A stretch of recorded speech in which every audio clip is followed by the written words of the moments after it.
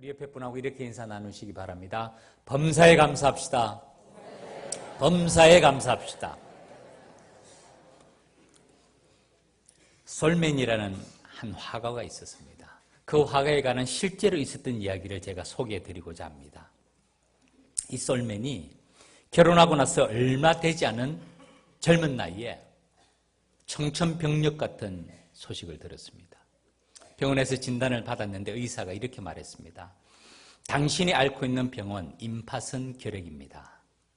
당신은 앞으로 3개월밖에 더 살 수가 없습니다.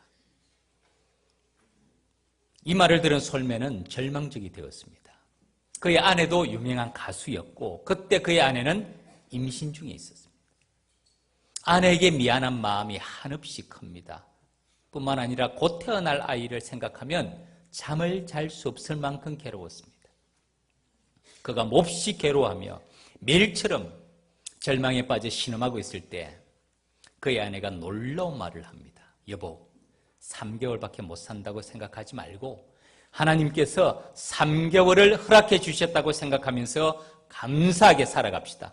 그리고 아무도 원망하지 맙시다. 3개월이 얼마입니까? 천금 같은 그 기간을 가장 아름답게 만들어 봅시다. 3개월이나 되는 기간을 살게 허락하시는 하나님께 감사합시다. 이 말을 들은 솔맨은 큰 충격을 받은 그 동시에 위로와 용기를 얻었습니다. 그리고 그 아내의 말대로 생각을 고쳐먹고 절망적인 마음을 버리고 날마다 감사하는 마음으로 살아가기로 결심합니다. 말씀드린 이 솔맨은 화가였어요. 그리고 전심으로 그림을 그렸습니다. 그런데 3개월이 지나고 났지만은 괜찮은 거예요. 웬일인가 싶어서 병원에 가서 다시 진단을 받으니까 그 의사가 말했습니다. 병이 깨끗하게 치유가 되었다는 겁니다. 이 솔맨이 그 소식을 듣고 얼마나 놀랬겠어요. 이 3개월 동안 그가 그린 그림이 있습니다. 아마 여러분 이 그림 보신 분도 있을 거예요. 화면을 한번 보여주시죠. 이 그림의 제목이 머리 대신 그리스도입니다. 머리 대신 그리스도. 저도 이 그림 많이 봤어요. 사실은 제가 이 글을 보기 전까지는 이 그림이 솔맨의 그림인 줄 몰랐어요. 보통 예수님의 얼굴은 십자가에 달리신 고난받는 모습이거나 또는 인자, 자비의 모습으로만 그리는데 이 솔맨의 예수님의 모습은 어떻습니까? 보면 볼수록 부드러우면서도 권위 있고 강인한 지도자의 모습을 보여주지 않습니까? 이 그림 가운데서 우리는 예수 그리스도의 권위, 힘, 의로움, 존경, 성실, 사랑, 연민 이 모든 것을 다 느낄 수 있지 않습니까? 놀라운 것은요, 이 그림으로 솔맨은 세계에서 가장 유명한 화가가 되었습니다. 이 그림 속에 담긴 이 그림책이 1940년도에 500만 부 이상이 인쇄되어서 오늘날까지 전 세계에서 가장 잘 알려진 예수 그리스도의 모습을 보여주는 사진이 되었던 것입니다. 이 내용을 소개한 분이 맨 밑에 이 글을 소개합니다. 데살로니가전서 5장 16절 18절 말씀. 우리가 잘 아는 말씀이죠. 한번 암송해 볼까요? 시작. 항상 기뻐하라. 쉬지 말고 기도하라. 범사에 감사하라. 이는 그리스도 예수 안에서 너희를 향하신 하나님의 뜻이니라. 아멘. 옆에 분하고 한 번 더 인사하십시오. 범사에 감사합시다. 범사에 감사합시다. 감사는 기적을 낳습니다. 3개월 청천벽력 같은 소식 아닙니까? 그 기간을 절망과 원망으로 보낼 수도 있지만은 솔맨은 감사와 찬송으로 보냅니다. 이것이 믿음이죠. 하나님을 향한 믿음입니다. 믿음 있는 자만이 진정한 감사를 드릴 수가 있습니다. 제가 종종 말하지 않습니까? 감사는 믿음의 척도입니다. 감사는 믿음의 온도계입니다. 감사는 영적 건강의 좌표입니다. 감사를 통해서 이 솔맨은 감사를 통해서 하나님의 능력을 경험한 것이죠. 제가 이 그림을 볼 때 제 마음속에 깊이 간직되는 것은 이 솔맨이 이 그림에 붙인 타이틀 제목입니다. 머리 대신 그리스도. 그리스도의 모습을 그리고 그리스도의 얼굴을 그렸는데 하필이면 제목이 머리 대신 그리스도. 왜 썰매는 이렇게 제목을 정했을까요? 저는 이 제목 가운데 썰매의 마음을 보여준다고 생각합니다. 그리스도는 나의 머리입니다. 그리스도만이 나의 머리입니다. 라는 그의 신앙 고백이 이 제목 속에 담겨져 있다고 생각합니다. 제가 말씀을 준비하면서 은한 목사님의 글을 봤어요. 제가 인용하겠습니다. 제목입니다. 참된 감사는 오직 거듭난 자만이 할 수 있다. 조금 좀 엄격한 글이에요. 우리로 하여금 생각하는 글입니다.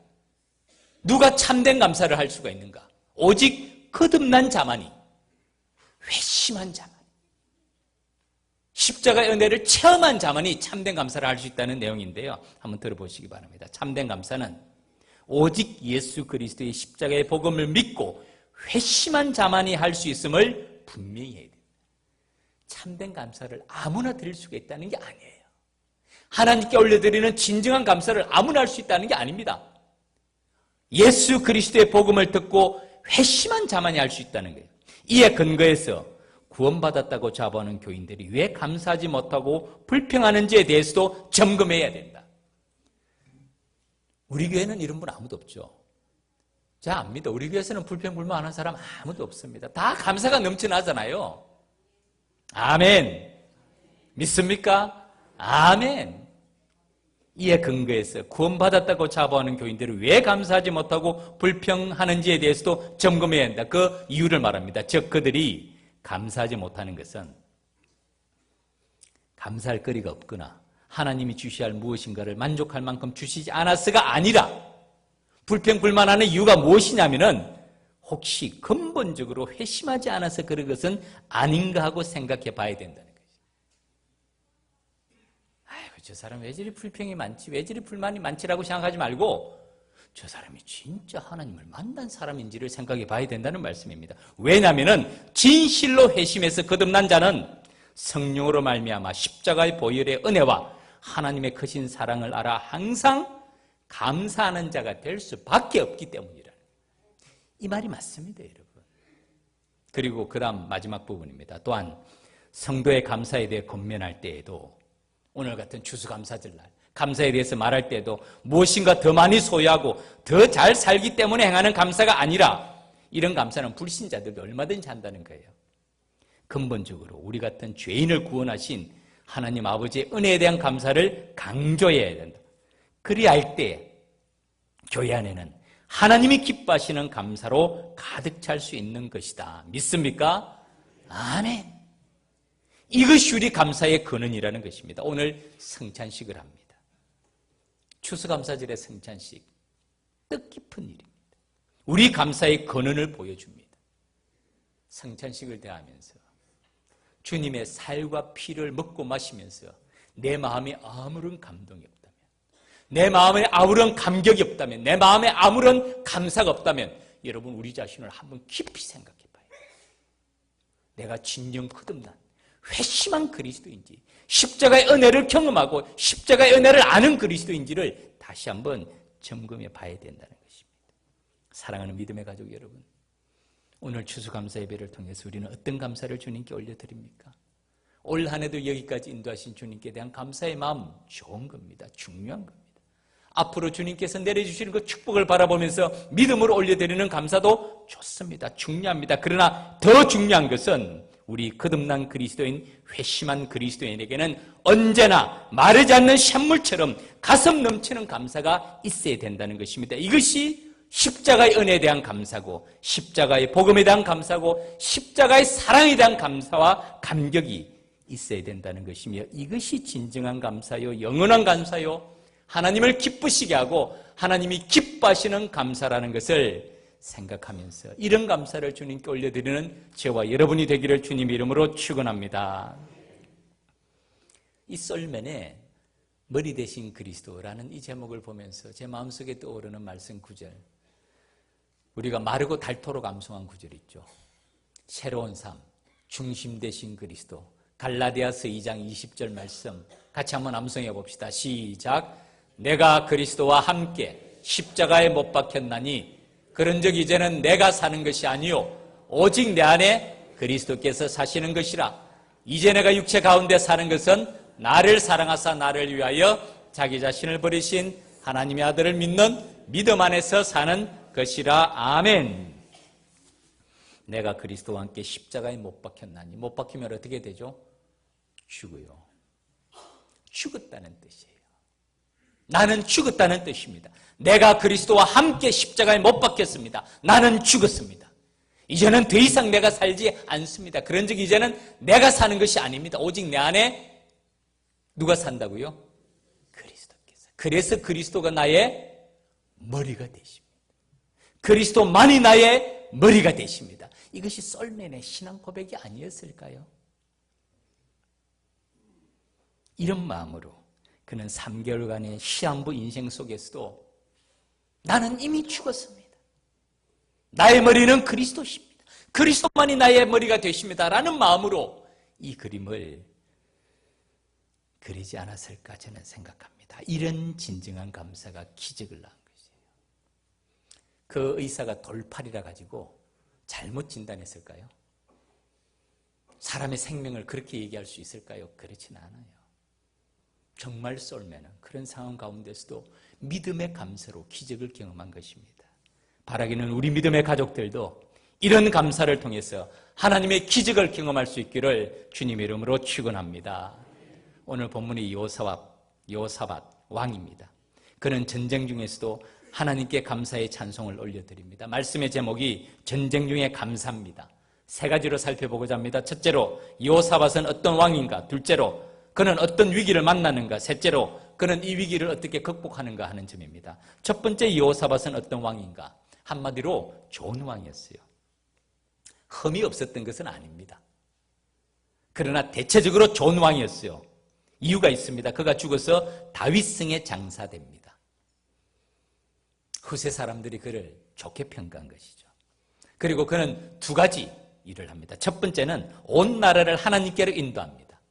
말씀을 보면 브엘세바와 에브라임 산지까지 두루 다녔다. 오늘날로 말하면 발로 뛰는 지도자였어요.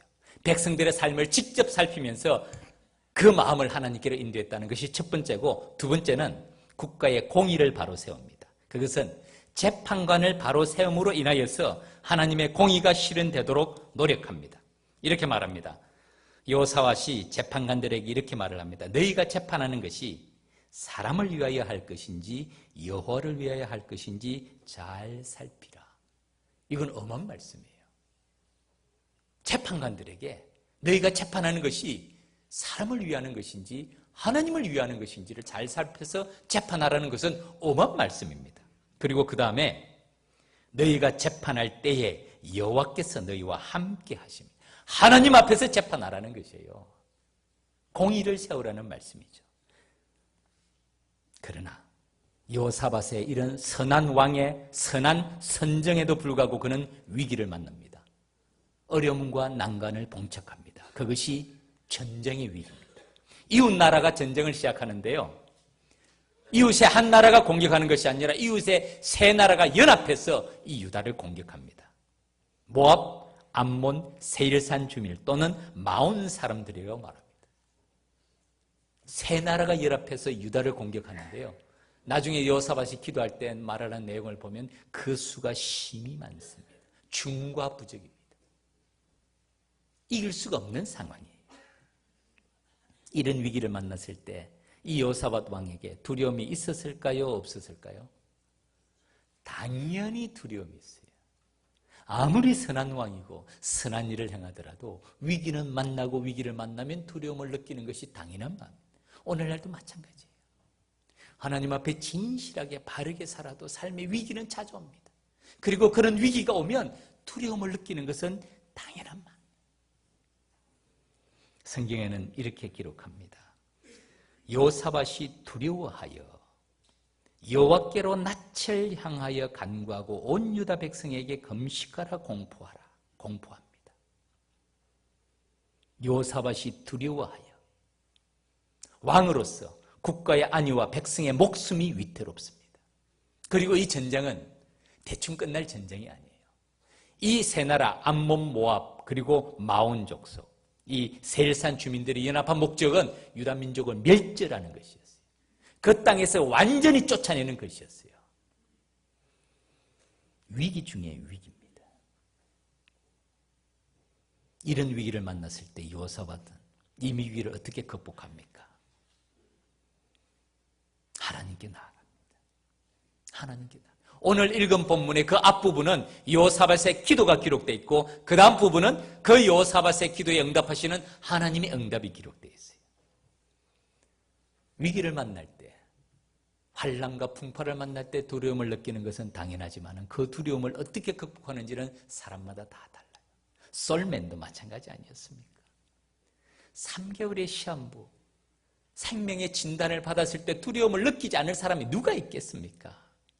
그러나 그는 그 마음속에 무엇을 생각합니까? 화가로서 기도하는 마음으로 강하고 견고한 주님의 모습을 생각합니다.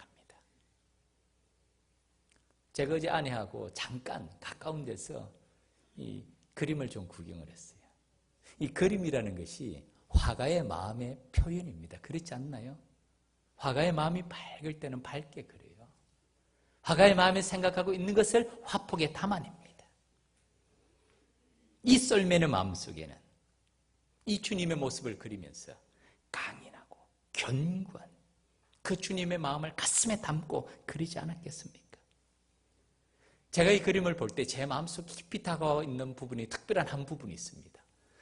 우리 집사님 다시 한번 그림을 좀 보여주시겠습니까? 여러분 한번 보세요. 어느 부분이 여러분의 마음에 다가옵니까? 수염도 있으시고 코, 눈, 눈썹, 머리. 저는 이마입니다. 이마, 빛나는 이마. 예수님의 모습의 측면을 그리지 않았습니까? 그 측면 가운데서 이마가 특별히 빛나고 앞부분도 엄령 가운데서 약간 어둡지만은 빛나는 이마를 그리고 있어요. 이 목회적인 상상입니다. 어느 글에도 이런 그림은 없습니다. 제가 이 그림을 보면서 제 목사로서의 목회적인 상상은 에스겔서 3장 말씀이 기억이 나요. 에스겔에게 하나님께서는 이렇게 말씀하십니다. 내 이마를 화석보다 굳은 금광석같이 하겠다는 말씀이 나옵니다. 내 이마를 화석보다도 더 단단한 금광석, 다이아몬드처럼 빛나게 하겠다는 말씀이거든요. 다른 의미는 두려워하지 말라는 것이에요. 견고하라는 것입니다. 네 이마를 화석보다도 더 단단한 금광석같이 하겠다는 말씀.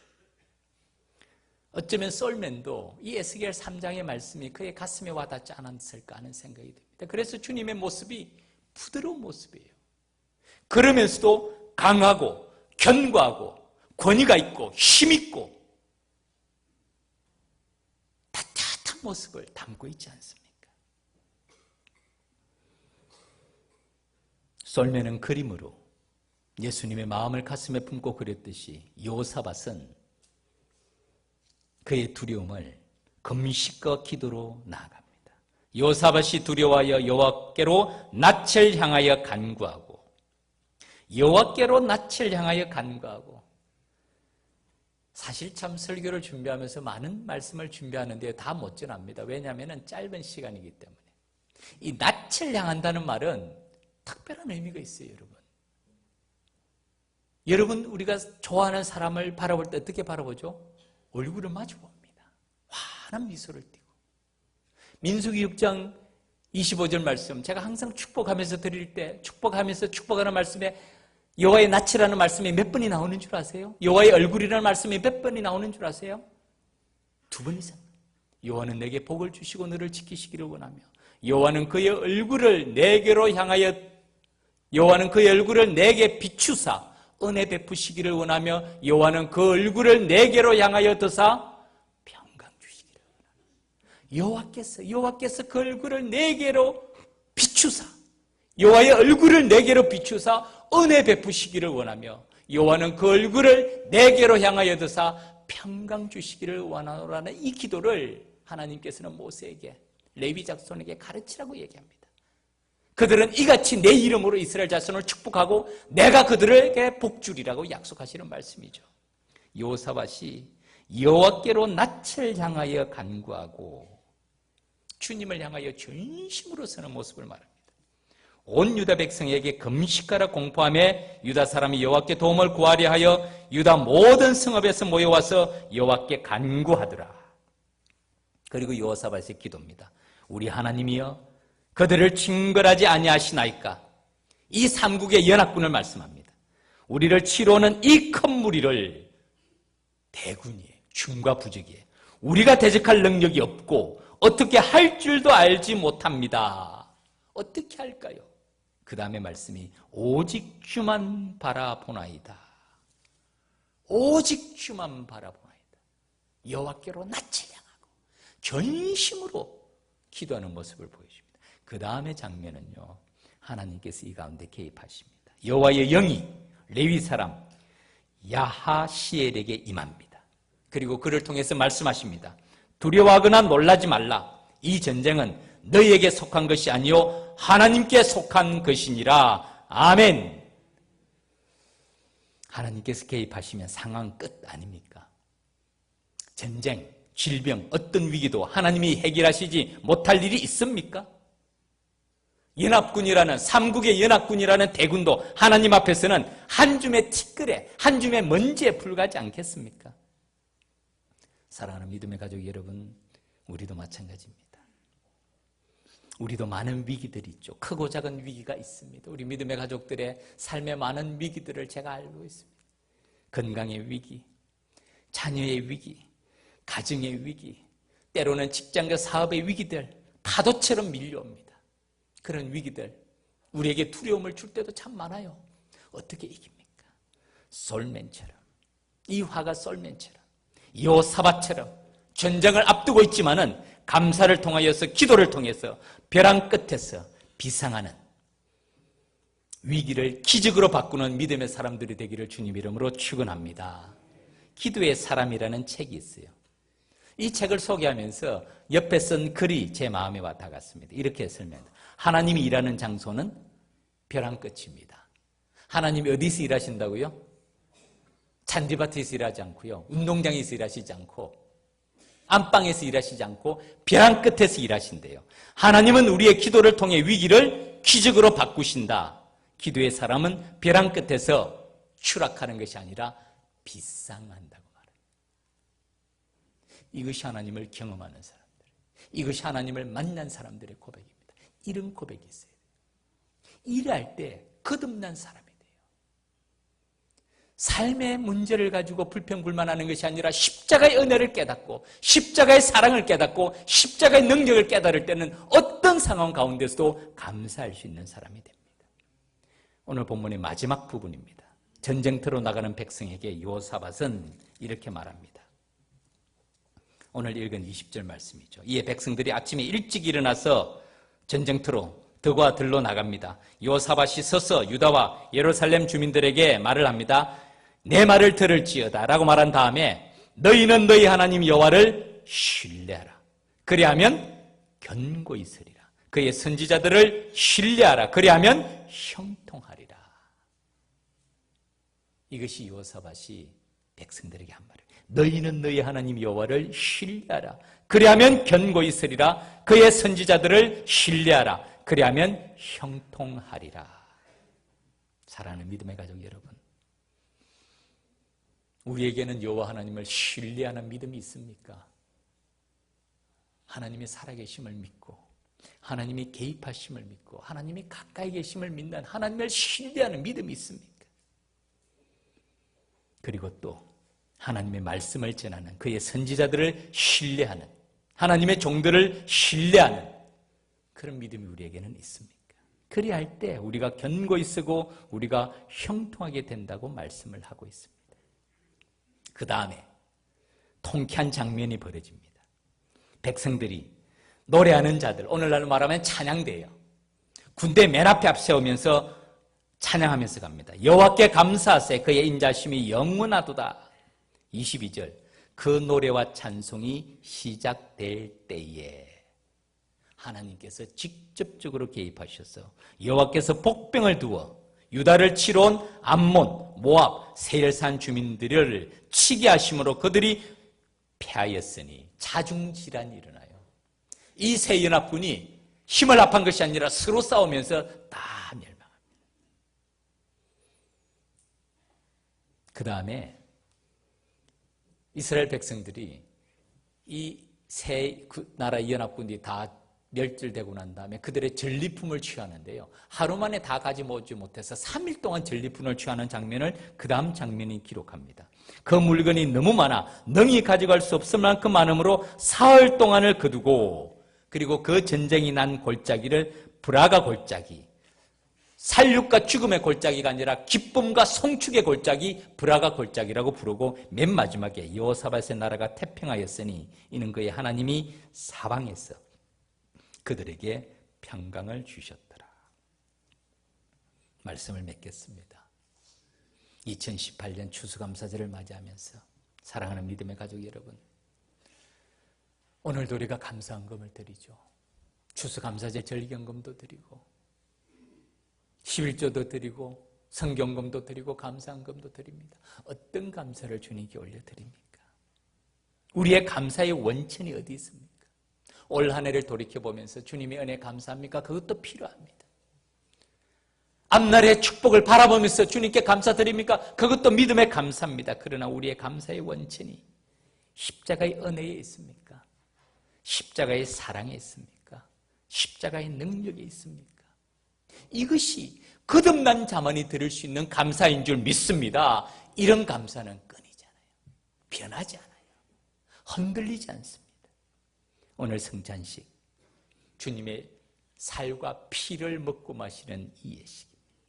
무한한 은혜의 통로가 됩니다.